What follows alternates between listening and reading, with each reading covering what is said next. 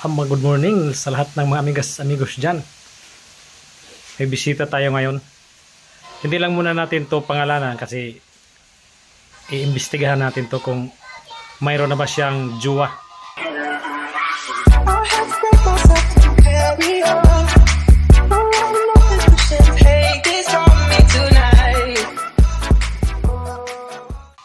Sir, excuse me. May jowa ka na ba? Bakit mo po natanong?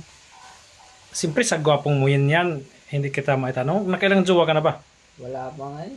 O sa gwapong yan, wala pa. O sige, magpaliwanag ka kung bakit wala kang jowa. Tahimik lang ko?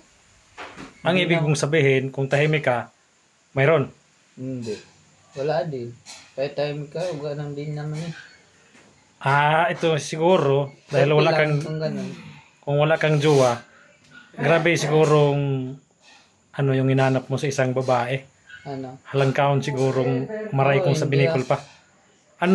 Yung type ba? Yung type mo, hindi naman sa kagandahan, hindi naman sa o ikaw magsabi kung anong type mo sa isang babae, kung bakit wala ka pang jowa hanggang ngayon. Turpe nga lang ko. Yun lang. Turpe? Oo. Ay, hindi ko maniwala sa panahon ngayon walang turpe. Sa tingin mo makakahanap ang turpeng katulad ko? Ay, pambihira yan ang isang gandang lalaking yan, hindi. Sa posturang yan, tingnan mo mga amigas. Naka-number 4 pa. Ano pang hanapin ng ito, tapos na to graduate na to sa college. Ano nga yung kurso mong natapos? Financial management po. K-terms nyo? Financial management? Graduate? Kaso wala pang negosyo. Yung negosyo, lang yan, naghalat lang yan. Lang ng tamang panahon. Tambay. Ang natin, pag-usapan natin ito. Paano nga tambay nga ako eh?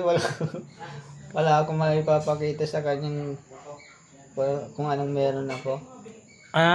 Yun palang dahilan, yun palang main dahilan kung bakit hindi nagka-jowa. Ay, baliskad. Kung bakit wala siyang jowa pala ganon. Mag-ipon muna bago mag-jowa. Sabi na nga. Mag-ipon muna.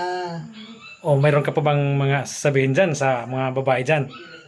May sasabihin ka sa mga babae dyan na makikita nitong bidyong to. Ano? Sa mga babae dyan na makikita sa bidyong to, itong mga babaeng dalaga. Huwag lang din yung may asawa kay, mortal sin. Anong sasabihin mo sa mga single girls? Wala akong masasabi. Akala ko magsabi kang mag-antay lang kayo. Okay, mga amigos, hanggang dito na lang kasi tingnan niyo, nalulungkot tuloy. Wala, nag-games na lang ako. Okay, thanks for watching.